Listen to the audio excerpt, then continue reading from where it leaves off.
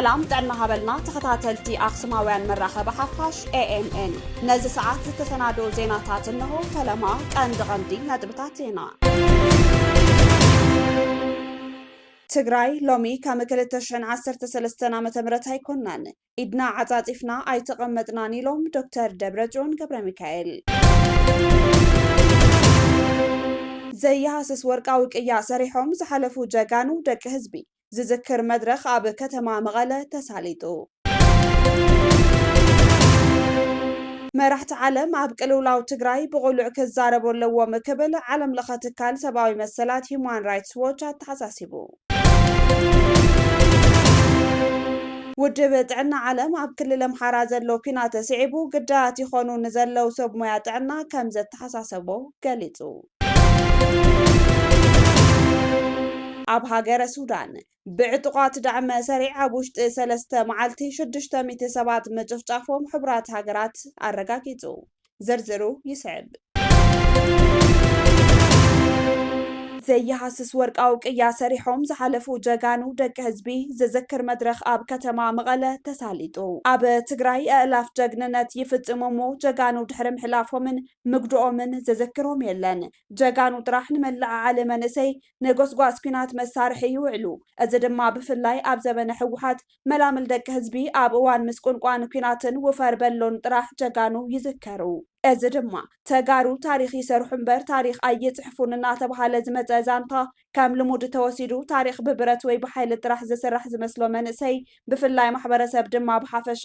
ንዘመናት ልሙድ ኮይኑ ጸኒሑ ነቶም ዝሓለፉ ጀጋኑን ስድሮኦምን ሲትረፍ ብሂወት ሃልዩ ብጀግንነት ኣብ ቅድሚት ዝተሰለፈ መንእሰይ ካብ ኣብ እዋን ኩናት ወጻኢ ዝዝክሮ የለን ናይ 2013 ዓመተ ምህረት ናይ ቀረባ ታሪኽ ጀጋኑ እኳ እንተወሲድና እዚ ኩሉ ሓይልታት መዝረጥ ነይሩ ሓላፍየ እዩ ኣብ ኣፍፀላይ ኣይ ሓድጎን ኢሉ ሓንጊሩ ዘሳገረ ጀግና ትግራዋይ ድሕሪ ፕሪቶሪያ ዘስታውሶ ሲኢኑ ፖለቲከኛ እየባሃሊ ኣብ ናይ ህዝቢ ቢሮ ተኸይጡ ወረቐትን ሓንቲ እግሩ ወይ ኢድዋን ጠልጢሉ መሰሉ ክሓትት ናብ ቤት ጽሕፈትን ተኣቱ ንዓይ ክትብል ኣይተጋደልካን ብምባል ቃል ተዘናሹ በለፀኛ ሓላፍነት ህዝቢ ዝሓዘ ምርኣይ ልሙድ እዩ እሞ ደኣ ግርም ንጥዕና እንተኾይኑ ስጀጋኑ ተጋሩ ልዕሊ ዝኽርን ክብርን ኩሉ ይግብኦም እሞ መበል 30 ዓመት ዝኽሪ መስዋዕቲ ብሄራዊ ጀግና ሜጀር ጀነራል ሓየሎም ኣርኣያ ኣብ ከተማ መቐለ ተኸቢሩ ኣብ መንጎቶም ዘያሃስስ ወርቃዊ ቅያ ሰሪሖም ዝሓለፉ ጀጋኑ ደቂ ህዝቢ ሜጀር ጀነራል ሓየሎም ኣርኣያ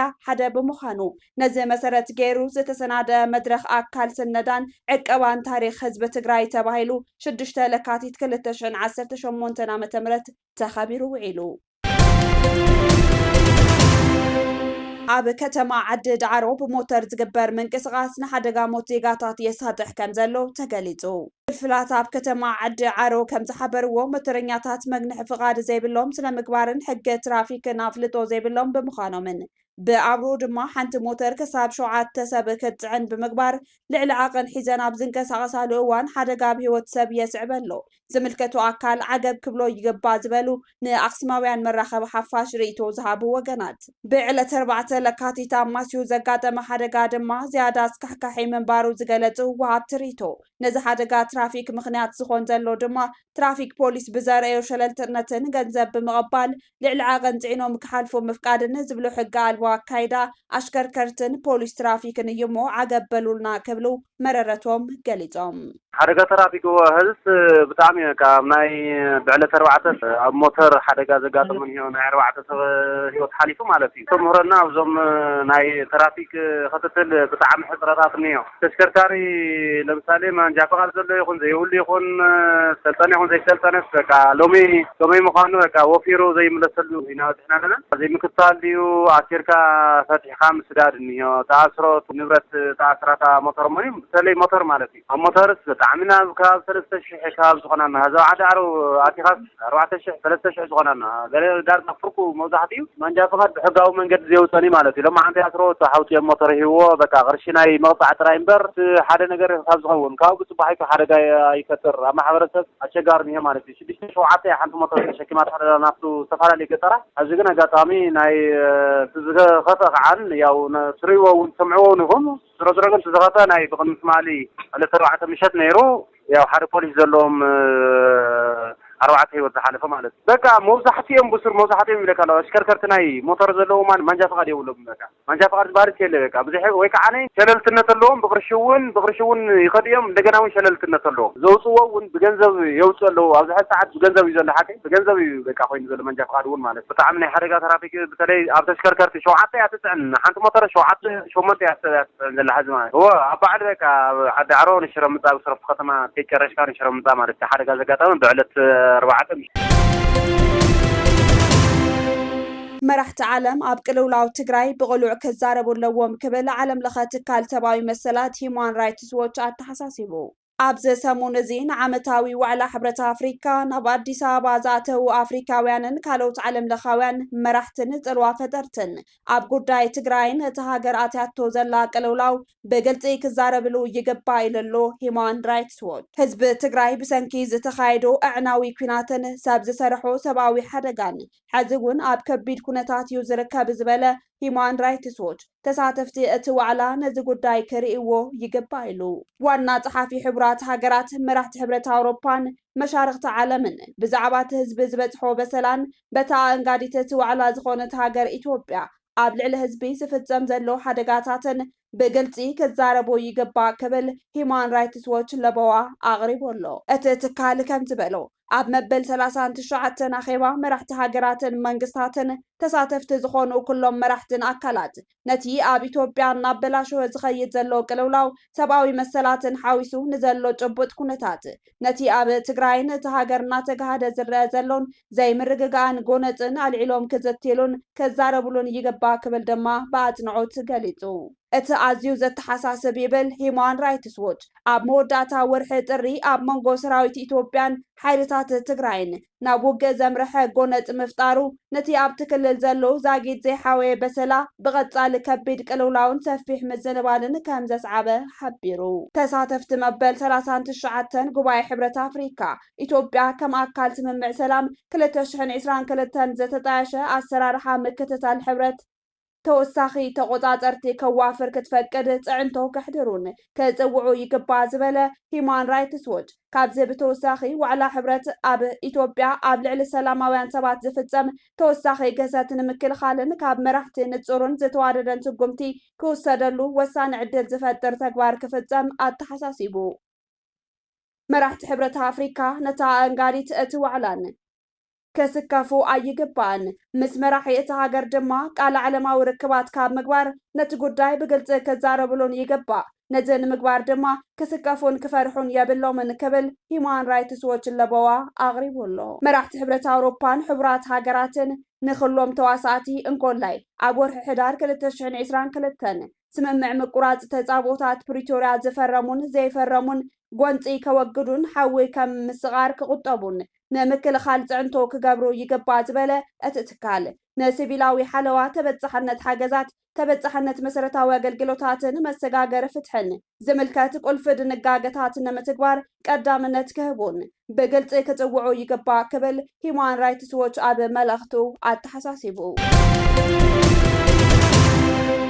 ንተጠቃምነት ኣፍ ደገ ባሕሪ ብሰላማዊ ምትሕብባር ምርግጋጽ ንቐጻሊ ቁጠባዊ ዕቤትን ንዘላቒ ምርግጋእን ዞባ ምብራቕ ኣፍሪካን ወሳኒ ምዃኑ ቀዳማይ ሚኒስተር ዶክተር ኣብይ ኣሕመድ ገሊጾም እቶም ቀዳማይ ሚኒስተር ኣብ ኣዲስ ኣበባ እናተሳለጠ ኣብ ዝርከብ መበል 39 ጉባኤ መራሕቲ ሕብረት ኣፍሪካ ኣብ ዝገበርዎ መደረ ልዕሊ 130 ሚልዮን ህዝቢ ንዘለዋ ሃገር ቀጻልነት ዘለዎ ኢኮኖምያዊ ዕቤት ንምምዝጋብ ብዝተፈላለዩ መማረፅታት ምስ ዝተረፈ ዓለም ምርኻብ ግድን ምዃኑ ገሊጾም ኢትዮጵያ ንኣፍሪካ ነንባዕሉ ምስ ዝተረፈ ዓለምን ንምርኻብ ኣብ እትገብሮ ጻዕሪ መንገዲ ኣየር ኢትዮጵያ ዘይትካ ኣበርክቶ እናገበረ ምዃኑ ሓቢሮም ነዚ ንምጥንኻር እውን ኣብ ኣፍሪካ ዓብዪ መዕርፎ ነፈርቲ ምህናፅ መጀመሩ ኣፍሊጦም ተለዋዋጥን ተገማተብ ዘይኮነን ኩነታት ዓለም ውሽጣዊ ብኣፍሪካዊ ኣተሓሳስባ ብሕብረት ደው ምባል ከም ዝግባእ እውን ኣተሓሳሲቦም ኢትዮጵያን ፕረስ ኤጀንሲ ዘጸብጸበ እዩ ውድብ ጥዕና ዓለም ኣብ ክልል ኣምሓራ ዘሎ ኩናት ስዒቡ ግዳያት ይኾኑ ንዘለዉ ሰብ ሞያ ጥዕና ከም ዘተሓሳሰቦ ገሊጹ ኣብ ክልል ኣምሓራ ጎንፂ ካብ ዝጅመረት ሒዙ ሰራሕተኛታት ጥዕና ከም ዝተቐተሉን ንዝተፈላለዩ መጥቃዕትታት ዕላማ ከም ዝኾኑን ዝገልጽ ዘሰንብድ ጸብጻባት ምውፅኦም ከም ዝተሓሳሰቦ ውድብ ጥዕና ዓለም ገሊጹ። እቶም ተግባራት ብህፁፅ ጠጠው ክብሉን ብነፃ ኣካል ክምርመሩን ውድብ ጥዕና ዓለም ጸዊዑ። ኣብ ክልል ኣምሓራ ጎንፂ ካብ ዝጅመረት ሒዙ ኣብ ልዕሊ ሰራሕተኛታት ጥዕና ዘነጻጸረ ማእሰርቲ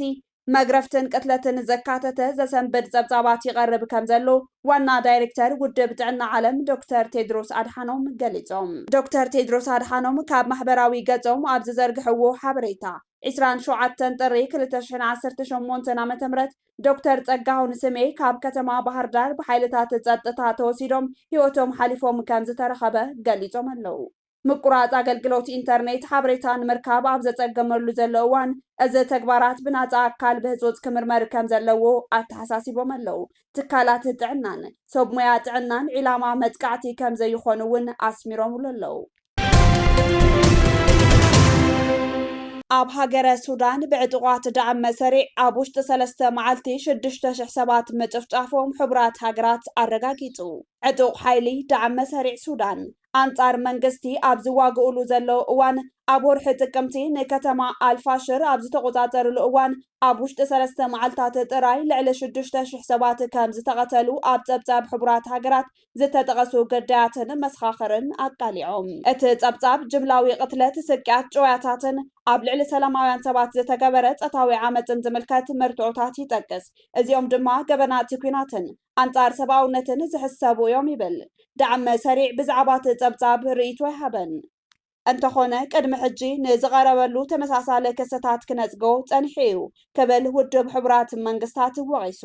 ኣኽሱማውያን መራኸቢ ሓፋሽ ዜናታት ዘሰዓት ትከታተሉ ኣለኹም። ኣስዒብና ብዝርዝርና ብንሪኦ ዛዕባ ክንቅጽል። ትግራይ ሎሚ ከም 2013 ዓ.ም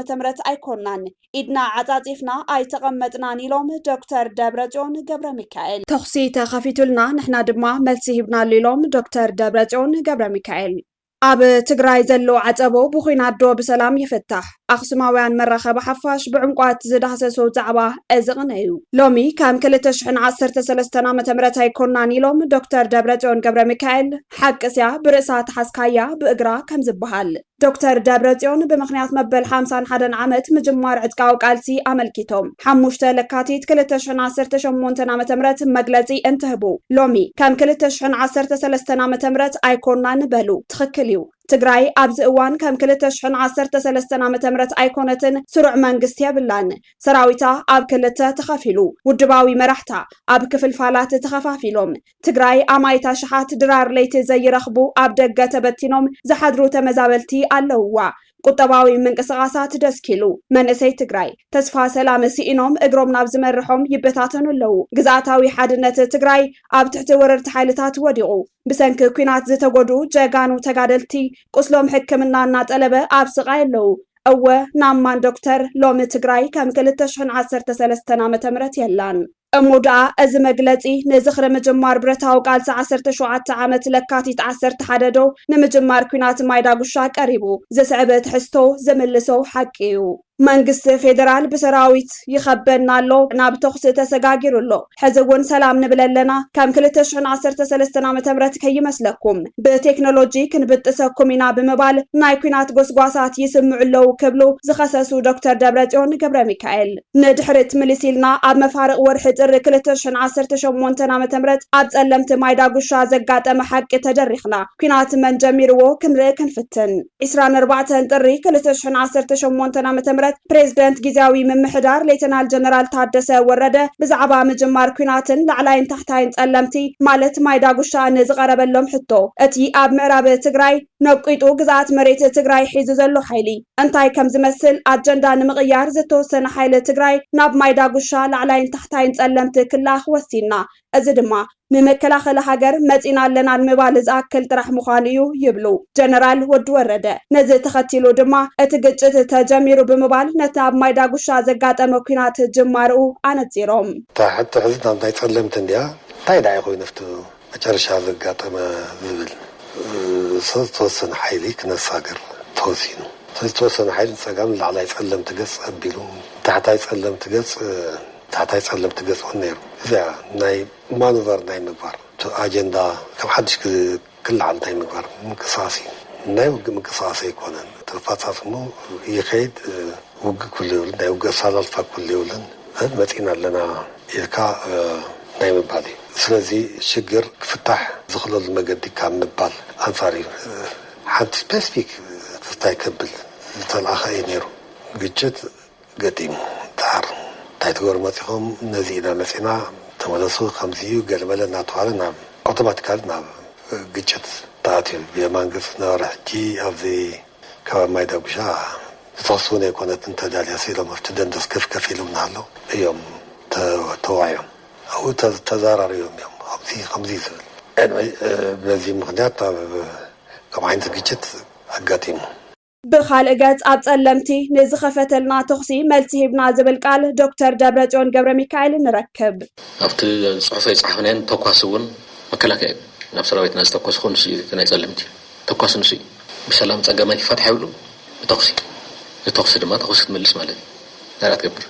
መልሲ ይተዋሂቡ ኣብዚ እዋናዊ ጠለባት ብምኽታት ልዕሊ ኩሉ ሉዓላውነት ምርግጋፅን ተመዛበልቲ ምምላስን ዕላማና ሒዝና ሰላም ንብለለና ዶክተር ደብረጽዮን ኣስዒቦም ዝበልዎ መግለፂ እዩ እዚ ከምዚ ኢሉ እንከሎ መንግስቲ ፌደራል ክኹስትረኩም እየ ሎሚ ከም ናይ 2013 ኣይኮናን ይብለና ኣሎ ናይና መልሲ እውን ንሕና እውን ኣብ ናይ 2013 ኣይኮናን ዘለና ኢድና ዓፃፂፍና ኣይተቐመጥናን ኢና ንብል ዘለና ዝብል መብርህ ዶክተር ደብረጽዮን ደም መናእሰይ ዝለመደ ኣካይዳ ሕወሓት ዝብል ቁጥዐ ኣብ መላ ማሕበረሰብ ትግራይ ፈጢሩሎ ትግራይ ዓቕምን ስልጣንን ተዝህልዋ ንምንታይ ውግኣታ ዘይትሐከም ኣብ ሕፃፅን መላ ምዕቆቢ ተመዛበልቲ ዘለው ዝተፈናቀሉ ተጋሩ ዘይትዕንግልን ናብ መረበቶም ዘይትመልስን ንምንታይ ብጉዳይ ውሳነ ልዕሊ ኮር ዝተበተነ ሰራዊታ ሓደ ዘይትገብር ዝብሉን ካልኦትን ሕቶታት ከልዕል ዝገበረ መግለፂ ዶክተር ደብረጽዮን እንትቕፅል ንሕና ናብ ሕብረት ኣፍሪካ 10 ደብዳቤታት ኣብ ሓደ ዓመት ጽሒፍና ናብ ህዝቢ ግልጽ ዘይተገበሩ ካልኦት ደብዳቤታት እውን ናብ ሕብረት ኣውሮፓ ሕብራት ሃገራት እውን ናይ ሰላም ደብዳቤ ተጻሒፉ እዩ በሉሞ እቶም ጽሑፋት እንታይ መልሲ ረኸቡ ንዝብል ሕቶ ግን መልሲ ኣይተንፈሱን ዶክተር ደብረጽዮን እንድሕር ከም 2013 ዓ.ም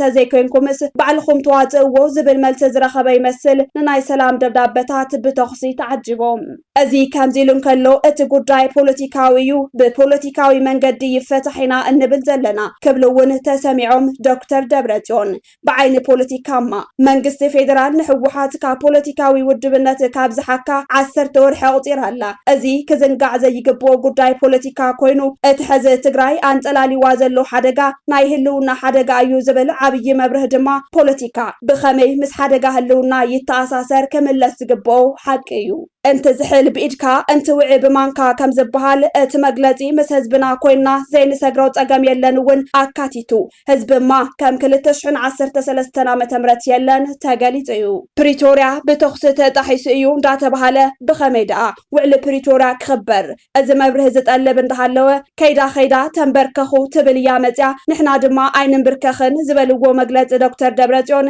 ሰማዒ መንገድ ጨርቄ ይግበርልኩም እንዳበለዩ ካብ ኣክሱማውያን መራኸበ ሓፋሽ ናይዚ ሰዓት ዜናታት ክትከታተሉ ጸኒሕኩም ንምክትታልኩም ነመስገን መዝተረፉ መደባትና ሰናይ ጊዜ